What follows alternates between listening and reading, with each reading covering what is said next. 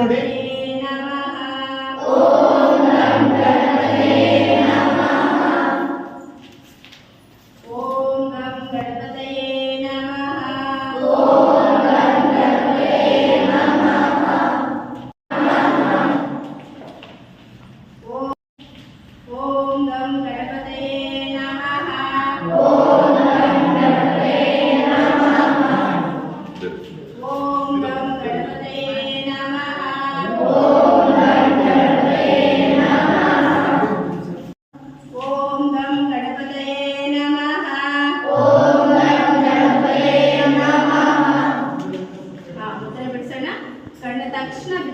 ಮುಚ್ಚೋಣ.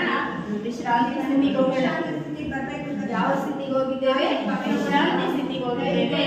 Super brain activate ಆಗುವಂತ ಆಸನ ಪೂರ್ತಿಯಾಗಿ ಕ್ರಮಬದ್ಧವಾಗಿ ಮಾಡಿದಾಗ ಮಾತ್ರ ಇದು ನಮ್ಮ ದೇಹಕ್ಕೆ ಅನುಕೂಲ ಆಗುತ್ತೆ. ನಮ್ಮ ಹೃದಯ ಹೇಳ್ತಾ ಇದೆ, ನಮ್ಮ ಮನಸ್ಸು ಹೇಳ್ತಾ ಇದೆ, ಮನಸ್ಸಿನಲ್ಲೇ ಹೇಳ್ತಾ ಇದೆ ಓಂ ಗಂ ಗಣಪತಿಯೇ ನಮಃ ಅಂತ ಅಂತಾನೆ ಇದೆ ಈಗಲೂ ಸಹ. ಹಾಗೆ ಗಣಪತಿ ದೇವರು ನಮ್ಮ ಕಣ್ಣಿನ ಮುಂದೆ ಆಶೀರ್ವಾದ ನೀಡ್ತಾ ಇರೋದನ್ನೇ ಗಮನಿಸೋಣ. ಭಕ್ತಿಪೂರ್ವಕವಾಗಿ ಗಣಪತಿಗೆ ಇಷ್ಟವಾಗಿರುವಂತಹ 21 ನಮಸ್ಕಾರಗಳನ್ನು ಆ ಗಣಪತಿ ಪಾದಕ್ಕೆ ಅರ್ಪಿಸಿದ್ದೇವೆ.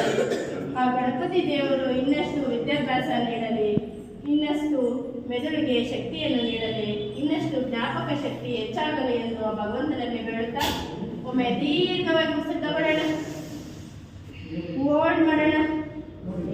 ಸೊಂಟ ನೇರ ಇರಲಿ, ಉಸಿರಾಡ್ತವೆ.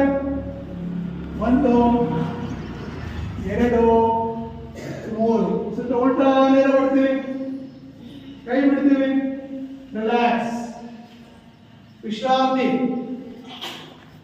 ಮಾಡೋಣ. ಹೇಳಪ್ಪ ಮಗು ಎದ್ದೇಳಪ್ಪ ಅಂತ. ವೆರಿ ಗುಡ್, ಕೈ ಇಡಿಸಿ. Very good. ಎಲ್ಲರೂ ಅಭ್ಯಾಸ ಮಾಡ್ಕೋಬೇಕು. ಸೂರ್ಯ ಹುಟ್ಟೋದಕ್ಕಿಂತ ಮುಂಚೆ ಎದ್ದೇಳು. ಹೌದಾ? ಮಾಡೋಣ. ಮುಂದೆ ಅವರು ನಾಳೆಯಿಂದ ಮಾಡ್ತೀರಾ? ಬೆಳಗ್ಗೆ ಸೂರ್ಯನ ಬಂದು ಹೇಳ್ಬೇಕು. ಸೂರ್ಯ ಉದಯಕ್ಕಿಂತ ಮುಂಚೆ ಹೇಳು. ಬೆಳಗ್ಗೆ ಎದ್ದ ತಕ್ಷಣ ಸೂರ್ಯ ನಮ್ಮನ್ನ ಎರಿಸಬಾರ್ದು, ನಾವು ಸೂರ್ಯನನ್ನು ನೋಡ್ಬೋದು ಅಂತ ಅಷ್ಟೊಂದು ನಾವು ಇದ್ದೇವೆ. ಆಗ್ಬೋದಾ? ಇವತ್ತು ಸೂರ್ಯ ನಮಸ್ಕಾರದ ಪರಿಚಯ ಮಾಡ್ಕೊಳ್ಳೋಣ. ಗೊತ್ತಿದೆ ಸೂರ್ಯ ನಮಸ್ಕಾರ? ಮಾಡಿದ್ದೀರಾ? ಎಷ್ಟು ಜನ ಸೂರ್ಯ ನಮಸ್ಕಾರ ಮಾಡಿದ್ದೀರಿ? ಓದುವ ಶಿಬಿರದಲ್ಲಿ ಅಲ್ವಾ? ಕೆಲವರು ಸೂರ್ಯನೂ ಮಾಡಿಸಿರ್ಬೋದು, ಇಲ್ಲ ಅಂತ. ಯೋಗ ಕೈ ಇರಿಸಿ. ನಿಮ್ಗೆಲ್ಲರೂ ಬರುತ್ತೆ, ಸಂತೋಷ. ಸೂರ್ಯನ ಒಂದು ಪ್ರಾರ್ಥನೆ ಇದೆ ಗೊತ್ತಾ? ಸೂರ್ಯನ ಒಂದು ಪ್ರಾರ್ಥನೆ ಇದೆ ಗೊತ್ತಿದೆಯಾ? ಅದನ್ನು ಹೇಳ್ಕೊಡ್ತೀನಿ, ಹೇಳೋಣ. ಇಲ್ಲಿ 6ನೇ ಕ್ಲಾಸ್ ಮೇಲ್ಪಟ್ಟು ಎಷ್ಟು ಜನ ಇದ್ದೀವಿ? 6ನೇ ಕ್ಲಾಸ್ ಮೇಲ್ಪಟ್ಟು 6 7 8 9 10 6 7 8 9 10 11 12 13 14 ಕ್ಲಾಸ್ ಯಾರು ಹೋಗ್ತಿದ್ದೀರಾ? ಇಲ್ಲ. ಇಷ್ಟು ಜನಕ್ಕೆ ಕನ್ನಡ ಓದಕ್ಕೆ ಬರುತ್ತೆ? ಕನ್ನಡ ಓದಕ್ಕೆ ಬರುತ್ತೆ? ನಿಮ್ಗೊಂದು ಪ್ರತಿ ಕೊಡ್ತೀನಿ, ಅದರಲ್ಲಿ ಗಣಪತಿ ನಮಸ್ಕಾರ ಪ್ರಾರ್ಥನೆ ಇರುತ್ತೆ. ಕೈ ಇಡಿಸಿ. ಗಣಪತಿ ನಮಸ್ಕಾರ ಪ್ರಾರ್ಥನೆ ಇರುತ್ತೆ. ಹಿರಣ್ಮಯೇನ ನಾನು 5 ಕಹ, 6ನೇದು ಊಷ್ಮೆ, 7ನೇದು ಹಿರಣ್ಯ ಗರ್ಭ, 8ನೇದು ಮರೀಚ, 9ನೇದು ಆದಿತ್ಯ, 10ನೇದು ಸವಿತ್ರ ಅಲ್ವಾ? 7ನೇದು ಅರ್ಕ, 11ನೇದು ಅರ್ಕ, 12ನೇದು ಭಾಸ್ಕರ ಅಲ್ವಾ? ಎಷ್ಟು ಹೆಸರುಗಳಿದೆ? 12 ಹೆಸರುಗಳಿದೆ ಅಲ್ವಾ? 12 ಹೆಸರುಗಳಿಂದ ನಾವು ನಿತ್ಯ ಸೂರ್ಯ ನಮಸ್ಕಾರ ಮಾಡಿದ್ರೆ ನಮ್ಗೆ ಭಗವಂತ ಒಳ್ಳೆ ಆರೋಗ್ಯ ಕೊಡ್ತಾರೆ. ಆರೋಗ್ಯವನ್ನು ಕೊಡ್ತಕ್ಕಂಥದ್ದು ಯಾರು? ಯಾರು? ಯಾರು? ಸೂರ್ಯ. ಸೂರ್ಯ ಒಂದು ದಿನ ಏನಾದ್ರು ಬರದೇ ಇದ್ರೆ ಏನಾಗ್ಬೋದಲ್ವಾ? ಅದಕ್ಕೇನು ಅದನ್ನ ಆರಾಧನೆ ಮಾಡ್ತಕ್ಕಂಥದ್ದು ಇದು ನಮ್ಮ ಹಿಂದೂ ಸಾಂಪ್ರದಾಯಿಕ ಕರ್ಕ ಸಮಯ. ಅರ್ಥ ಆಯ್ತಾ? ಇದನ್ನ ಪ್ರತಿನಿತ್ಯ ಹೇಳ್ಬೇಕು. ಇದ್ರ ಮಹತ್ವ ಏನು, ಯಾಕೆ ನಾವು ಸೂರ್ಯನ ಮುಂಚಿತವಾಗಿ ಹೇಳ್ಬೇಕು, ಸೂರ್ಯನಿಗೆ ಯಾಕೆ ಹೆಚ್ಚಿಗೆ ಹೆಸರುಗಳಿದಾವೆ, ಇದೆಲ್ಲ ನೆನ್ಪಿಟ್ಕೋಬೇಕು. ಅರ್ಥ ಆಯ್ತಾ? ನಾವು ಕಲಿಬೇಕಾಗಿರೋದು ಇದನ್ನೇ. ಅರ್ಥ? ಸೂರ್ಯ ನಮಸ್ಕಾರ ಮಾಡೋದು ಹೆಂಗೆ ತೋರಿಸ್ಕೊಡ್ತೀನಿ. 1 ಅಥವಾ 2 ಸೂರ್ಯ ನಮಸ್ಕಾರ ಮಾಡಿ ಇವತ್ತು ಮುಗಿಸೋಣ, ನಾಳೆ ಮುಂದೆ ಮುಂದುವರಿಸೋಣ. ಒಟ್ಟು ಎಷ್ಟು ಸೂರ್ಯ ನಮಸ್ಕಾರ ಮಾಡಬೇಕು? 13 ಮಾಡಬೇಕು. ಎಷ್ಟು? 13 ಮಾಡಬೇಕು. ಈಗ ಸದ್ಯಕ್ಕೆ 2 ಮಾಡೋಣ ಇವತ್ತು ಅಷ್ಟೇ ಸಾಕು. ಹಾ ಸ್ಥಿತಿ ನೋಡ್ಕೊಳ್ಳಿ. ನಿಮ್ಗೆ ಈಗಾಗಲೇ ಮಾಡಿದ್ವಿ. ಇದು ಯಾವ ಸ್ಥಿತಿ? Very good. ಕೇಳ್ತಾ ಬನ್ನಿ. ಯಾವ ಸ್ಥಿತಿ? ಸಮಸ್ಥಿತಿ. ಇದು ಯಾವ ಆಸನ? ತಾಡಾಸನ, ಪರ್ವತಾಸನ. ಓಕೆ, ಸ್ವಲ್ಪ ಹಿಂದಕ್ಕೆ ಮಾಡ್ತೀನಿ. ಯಾವ ಆಸನ? Very good. ಚಕ್ರಾಸನ. ಇಲ್ಲಿ 2 ಆಸನ ಕಳಿಸ್ಕೊಂಡಿದ್ವಿ. ಒಂದು ತಾಡಾಸನ, ಇನ್ನೊಂದು ಅರ್ಧ ಚಕ್ರಾಸನ. ಇದಕ್ಕೆ ಊರ್ಧ್ವ ನಮಸ್ಕಾರಾಸನ ಅಂತ ಕರಿತೀವಿ. ಏನಂತ ಕರಿತೀವಿ? ಊರ್ಧ್ವ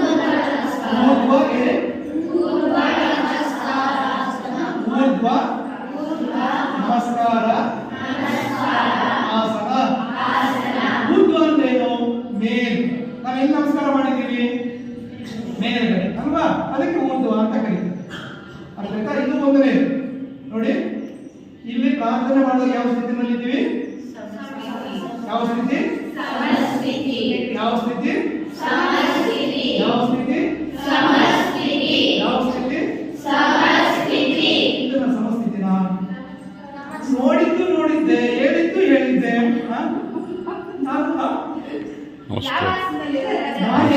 ಪ್ರಾರ್ಥನೆ ಮಾಡುವಾಗ ಯಾವ ಸ್ಥಿತಿನಲ್ಲಿದ್ದೀವಿ ಅಂತ. ಎಲ್ಲರೂ ಯಾರಿಲ್ಲ, ಎಲ್ಲ ಮನೆಯಲ್ಲಿದ್ದೀರಿ, ನಿದ್ದೆ ಮಾಡ್ತಿದ್ದೀರಿ ಅಲ್ವಾ? ಕೂತ್ಕೊಂಡೆ ಗಂಟೆಗೆ ನಿದ್ದೆ ಮಾಡೋ ಅಭ್ಯಾಸ. ಯಾವ ಸ್ಥಿತಿ ಇದು? ಯಾವ ಸ್ಥಿತಿ? ಹೇಳಿ. ನಮಸ್ಕಾರ ಸ್ಥಿತಿ. ಯಾವ ಸ್ಥಿತಿ? ನಮಸ್ಕಾರ ಸ್ಥಿತಿನಲ್ಲಿ ಏನ್ ಮಾಡ್ತೀವಿ? ಪ್ರಾರ್ಥನೆ ಮಾಡ್ತೀವಿ. ವೆರಿ ಗುಡ್ ಅಲ್ವಾ? ಇಲ್ಲಿಂದ ಈಗ ಯಾವ ಸ್ಥಿತಿಗೆ ಬಂದಿದ್ದೀವಿ? Very good. ಯಾವ ಸ್ಥಿತಿ? ಇದು ಯಾವ ಸ್ಥಿತಿ? ಇದು ಯಾವ ಸ್ಥಿತಿ? ಇದು ಯಾವ ಸ್ಥಿತಿ? Very good. ಯಾವ ಸ್ಥಿತಿ? ಇದು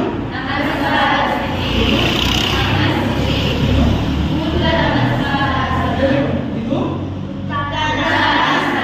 ವೆರಿ ಗುಡ್. ಯಾವ ಆಸನ? ಉತ್ತಾನಾಸನ ಬರುತ್ತೆ. ನಾವು ಇನ್ನೊಂದು ಮಾಡಿದ್ದೀವಿ. ಈಗ ಏನ್ ಮಾಡ್ತೀವಿ ನೋಡಿ, ಬಿಟ್ಬಿಡೋಣ. ಈಗ ಕೂತ್ಕೋತೀವಿ. ಕೂತ್ಕೊಳ್ಳೋಕೆ ಯಾರು ಬರುತ್ತೋ? ಯಾರು ಬರಲ್ಲ? ಕಾಣಿಸ್ತಾ ಇದೆ, ಕುಂತು ನೋಡ್ಬೋದು. ನೋಡ್ಬೇಕು. ನೋಡಿ, ಕೈಗಳನ್ನ ಪಕ್ಕದಲ್ಲಿ ಇಟ್ಕೋತೀವಿ. ಎಲ್ಲಿ ಇಟ್ಕೋತೀನಿ? ಎಲ್ಲಿ ಇಟ್ಕೋತೀನಿ? ಪಕ್ಕದಲ್ಲಿ ಇಟ್ಕೋತೀವಿ. ಎಡಗಾಲದಿಂದ ಜಾಸ್ತಿ. ನೋಡಿ, ಎಡಗಾಲದಿಂದ ಜಾಸ್ತಿ. ಯಾವ ಆಸನ ಇದು? ಏಕಪಾದ ಪ್ರಸರಣಾಸನ. ಎಡಗಾಲ ನೇರ ಮಾಡ್ತೀವಿ. ಬಲಗಾಲ ಜೋಡಿಸಿ. ಯಾವ ಆಸನ ಇದು? ಯಾವ ಆಸನ? ಅಲ್ಲ ಅಲ್ಲ. ಯಾವ ಆಸನ? ಸಮದಂಡಾಸನ. ಹೇಳಿ. ಯಾವ ಆಸನ? ಹೇಳಿ. ಸಮ. ನಾನು ಏನ್ ಮಾಡಿದ್ದೀನಿ? 2 ಪಾದಗಳು 2 ಹಸ್ತಗಳ ಮೇಲೆ. ಶರೀರ ಹೆಂಗಿದೆ? ವಕ್ರವಾಗಿದೆಯಾ? ಹೆಂಗಿದೆ? ದಂಡ ಹೆಂಗಿರುತ್ತೆ? ದಂಡ ಅಂದ್ರೇನು? ಬೋರು ಹೆಂಗಿರುತ್ತೆ?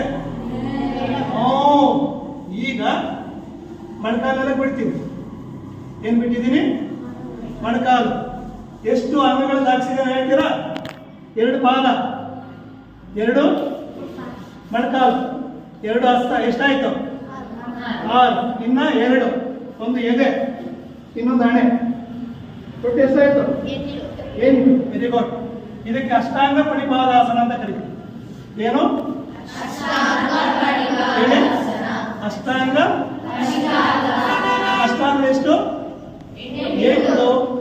ಪಡಿಪಾದಾಸನ ಭೂಮಿಗೆ ಅಂಗಗಳನ್ನು ತಾಗಿಸ್ತಕ್ಕಂಥದ್ದು. ಇದು ಸೂರ್ಯನಿಗೆ ತುಂಬಾ ಇಷ್ಟವಾಗಿರ್ತಕ್ಕಂಥದ್ದು. 2 ಪಾದ, 2 ಮಂಡಿ, 2 ಹಸ್ತ, ಎದೆ, ಹಣೆ.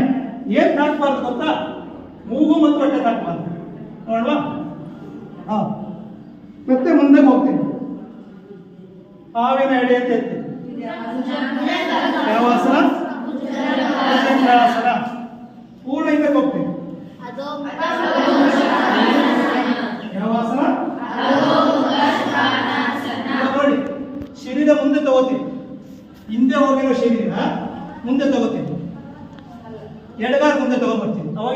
ಚಾಚಿದ್ದು ಬಲಗಾಲ ಎಡಗಾಲ. ಇದಕ್ಕೆ ಏನಂತ ಕರಿತೀವಿ? ಹೇಳಬೇಕು ಏಕಪಾದ. ಇದು ಇದು ಇದು ಇದು ವೆರಿ ಗುಡ್. ಚೆನ್ನಾಗಿ ನೋಡಿದ್ರ? ಮಾಡುವಾಗ ಈಗ ತಪ್ಪಾಗದ್ರೆ ಮಾಡೋಣ ನೋಡ. ಎಲ್ಲ ಕೈ ಕಟ್ಟಿ ಕಾಲು ಇಂಟು ಮಾರ್ಕ್ ಹಾಕಿ ಮೇಲೆ ಮೇಲೆ ಕೈ ಸಪೋರ್ಟ್ ತಗೋಬಾರ್ದು, ಮೇಲೆ ಕೇಳಬೇಕು.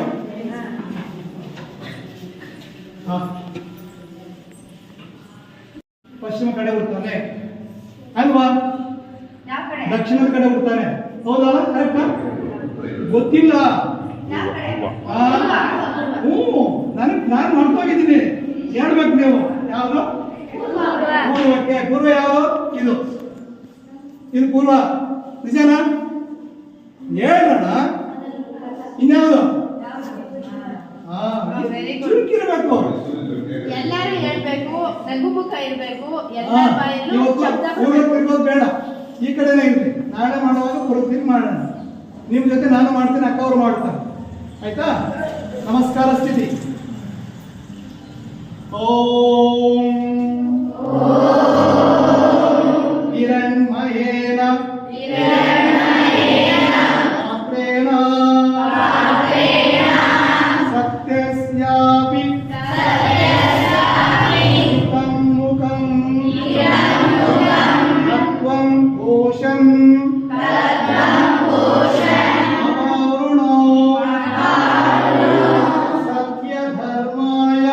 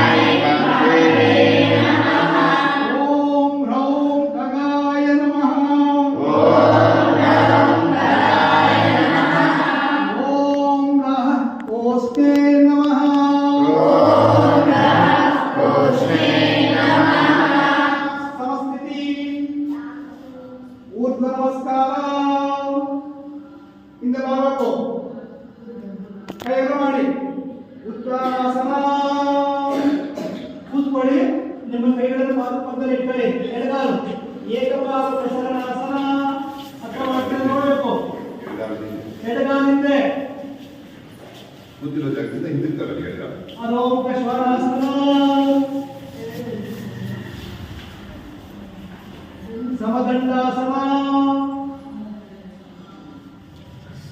ಸಮದಂಡಾಸನ, ಅಷ್ಟಾಂಗ ಪರಿಪಾದಾಸನ, ಭುಜಂಗಾಸನ, ಅಲೋಕ ಶ್ವಾನಾಸನ, ಎಡಗ ಏಕಪಾದ ಪ್ರಸರಣಾಸನ, ಬಲಗ ಉತ್ತರಾಸನ, ಊರ್ಧ್ವ ನಮಸ್ಕಾರಾಸನ, ಸಮಸ್ಥಿತಿ. ನಮಸ್ಕಾರ. ಓಂ ಹ್ರಾಂ ಹಿರಣ್ಯ ಗರ್ಭಾಯ ನಮಃ.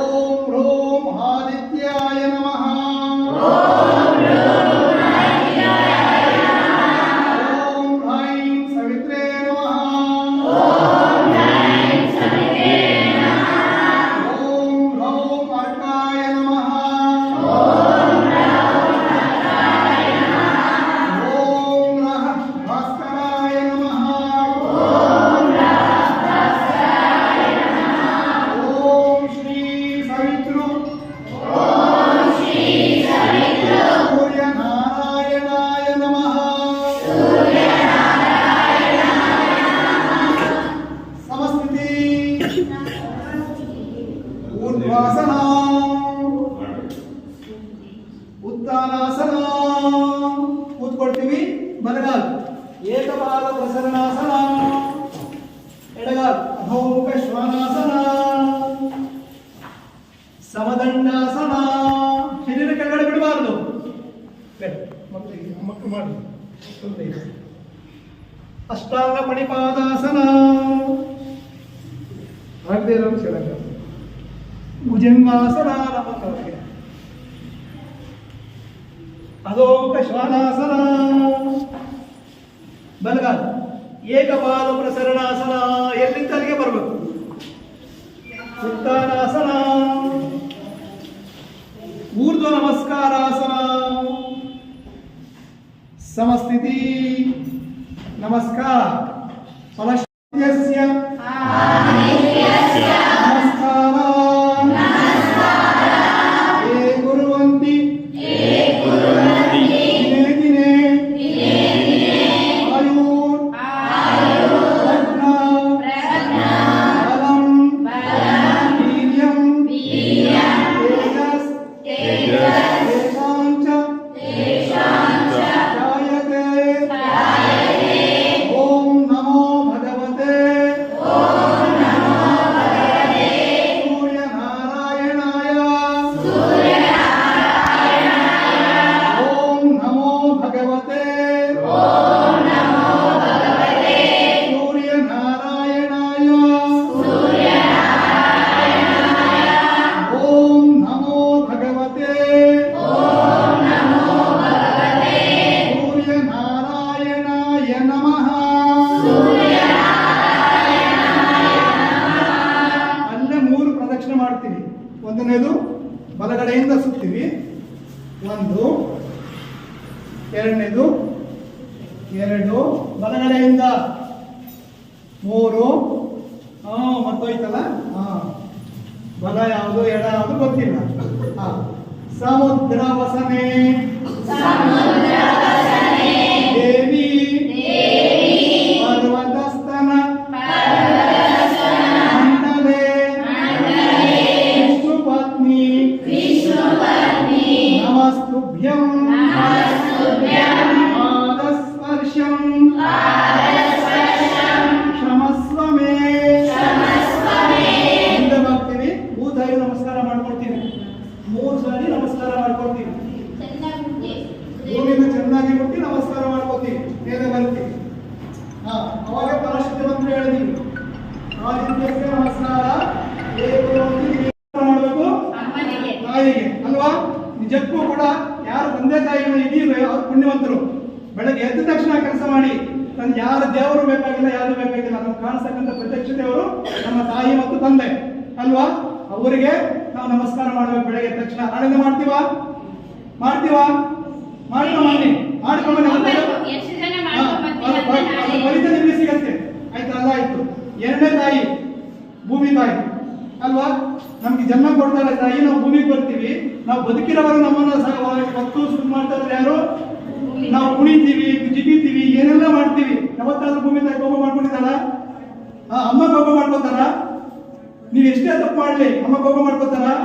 ಮಾಡ್ಕೊಳ್ಳಲ್ಲ. ಭೂಮಿ ತಾಯಿಯರು ಕೂಡ ಅಷ್ಟೇನೆ. ಅದಕ್ಕೇನೆ ನಾವು ಪ್ರತಿನಿತ್ಯನೂ ಕೂಡ ತಾಯಿ ತಂದೆ ನೆನಪು ಮಾಡ್ಕೊಳ್ಬೇಕು. ಭೂಮಿ ತಾಯಿ ನಮಸ್ಕಾರ ಮಾಡಬೇಕು. ಪ್ರತಿನಿತ್ಯ 1 ಸಾರಿ ಆದ್ರೂ ಭೂಮಿಗೆ ನಮಸ್ಕಾರ ಮಾಡಬೇಕು. ಅರ್ಥ ಆಯ್ತಲ್ಲ? ಹರಿವು. ಕೂತ್ಕೊಳ್ಳಿ. ಕಷ್ಟ ಆಯ್ತಾ?